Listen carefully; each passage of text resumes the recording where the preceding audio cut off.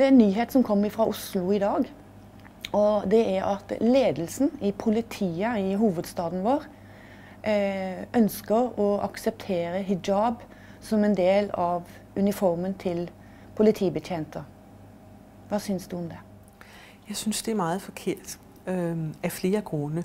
Og allerførst, og med et citat af den iransk-franske forfatter Shadot Javan, hovedtørklædet hijab er en krigsmaskine. Det er ikke for stærkt et udtryk at bruge. Du kan være fuldstændig sikker på, at hvor hovedtørklædet vinder frem, der dør den liberale islam. Men kan det ikke bare være en del av spiritualitet at bruge dette sløret eller hijaben? Det kan det måske godt nogle gange være for den individuelle kvindelige muslim. Men det er ligesom lidt ligegyldigt i dag, for det bliver brugt af de islamiske bevægelser som en spydspids.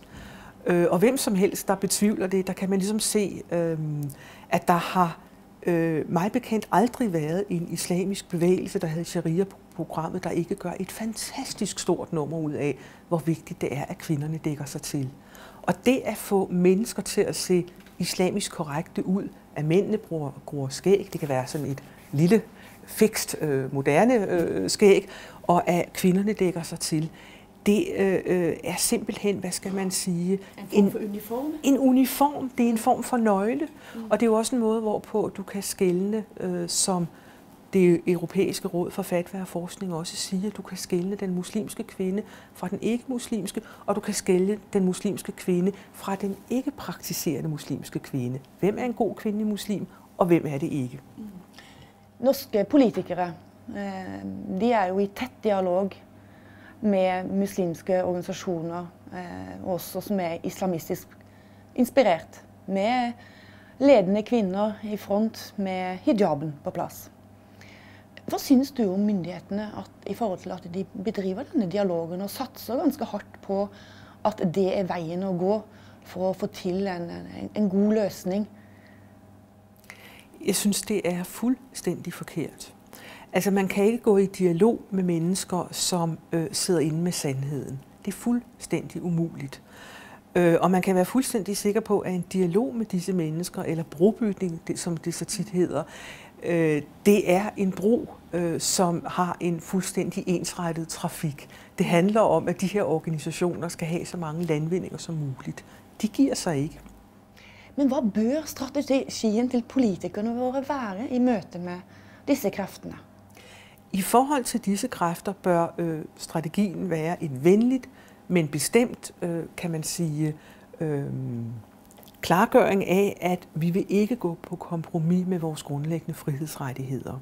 Og i stedet for at bruge så meget tid på en dialog, der slet ikke bliver til noget, så skulle politikerne bruge den samme tid på at opdyrke hele den gruppe, det segment, der findes af liberale muslimer, som selvfølgelig findes.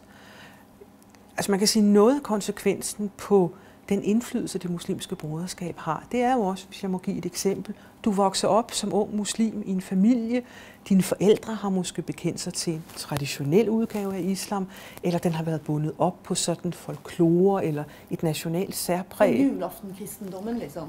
Sådan noget der, ikke? Og jeg kan sagtens forstå, at de her unge muslimer pludselig vokser op og tænker, hvem er jeg? Hvad er det egentlig for en religion, jeg kommer fra?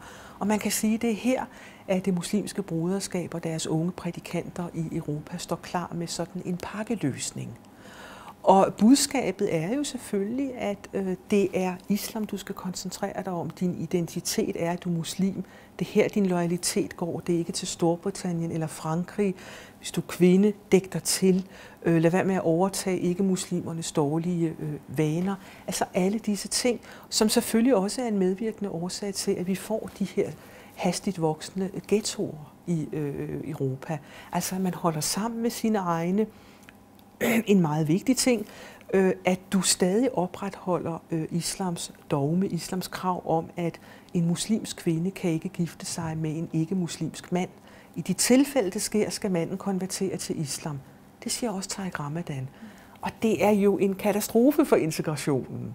Så det er også ligesom en lakmusprøve, efter min vurdering, om man virkelig er en liberal muslim. Stil det spørgsmål, må din datter gifte sig med en ikke-muslim, uden at han skal konvertere. Så det du mener, sånn som jeg forstår det, er at det muslimske brorskapet, Tariq Ramadan, disse størrelsene, predikantene som du gjerne kaller de er med på å fjerne unge muslimer født i Europa fra nasjonalstatene. Altså de prøver heller å skape en tilhørighet til det verdensomspennende umma. Vil det, Helle Merete Brix, være et sentralt svar for hvorfor det jevnlig brennes biler på Nørrebro og det er opptøyer i gatene? At ungdommen føler seg mistilpass, de har ikke en tilhørighetsfølelse her. Ja, og der synes jeg, at noget, som man absolut burde undersøge som politikere, det er, hvilken rolle spiller prædikanterne i de forskellige europæiske storbyer i de optøjer, som nu er ved at blive en permanent del af vores liv. Altså, for det første må man spørge sig selv, er der moskéer eller er der kredse, hvor man ligesom opfordrer til det? Og igen, hvis disse unge virkelig er så fjendtligt indstillet over for det samfund, de er en del af, er der nogen i deres bagland, som fodrer denne følelse? Som siger til dem, det er også rigtigt, europæerne kan ikke lide jer, I bliver aldrig europæiske. Så du mener rett og slett at det foregår direkte oppfordringer til opptøyer? At det ikke er noe som sker ut av mistilpasning hos ungdommen selv? Altså, jeg skal ikke kunne sige, for det der stadig, kan man sige, forsket for lidt i, om der foregår direkte opfordringer fra, kan man sige, mere yderliggående moskéer.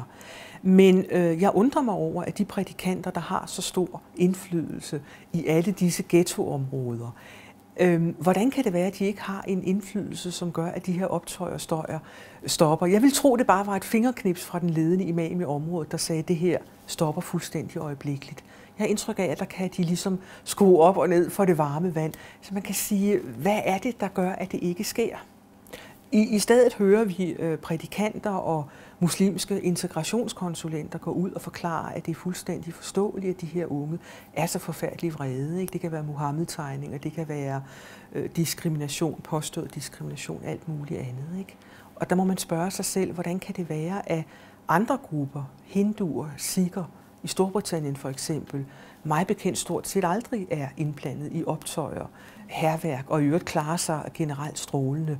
Hvad er forklaringen? Lad os gå tilbage til den indflytelsen, som du mener brorskapet har i Europa på centrale politiske organ. Og da har jeg lyst til at knytte det til EU. For nu har jo EU åbnet for at medlemslandene kan indføre sharia-domstoler i familiespørsmål som skilsmisse, arv og så videre. Og når jeg læste dette, som kom nå nylig fra EU, så tenkte jeg, har Helle Merete Brix rett i at det muslimske brorskapet lobber tett på toppolitiske organ i Europa og har fått en indflydelse reelt? Hvad tror du? Ja, det tror jeg. Altså, vi ved jo i hvert fald, at Tariq Ramadan på et tidspunkt sad i en af de grupper, som blev nedsat. Jeg tror, det var Barcelona-gruppen, eller hvad sådan den hed, men der har siddet også sådan en dialoggruppe. Og det er jo, hvad skal man sige, det er så, hvad der foregår i EU, men man kan sige i hvert fald på de forskellige europæiske lande, der er det jo, kan man sige, meget interessant at se, hvem er det egentlig politikerne rådfører sig med. Altså for eksempel, hvis man i Danmark eller Norge eller andre steder vil holde en integrationsdag, hvem inviterer man af de islamiske grupper, ikke?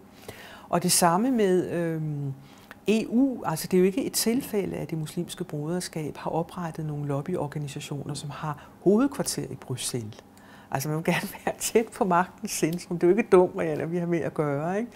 Og man kan sige, at det der selvfølgelig også er vanskeligt, det er alle disse forskellige navne hvad skal man sige, underorganisationer, hvor det er selvfølgelig lidt svært for en politiker, som ikke på forhånd tænker, der kan være et eller andet galt, er den her gruppe tilknyttet broderskabet, ikke? Hvem er det egentlig, jeg sidder og handler med, når nogen kommer over og for eksempel gerne vil præsentere, som man har gjort i Europaparlamentet, ikke? En form for charter for, hvordan islam skal udvikle sig i Europa, sådan nogle ting, ikke?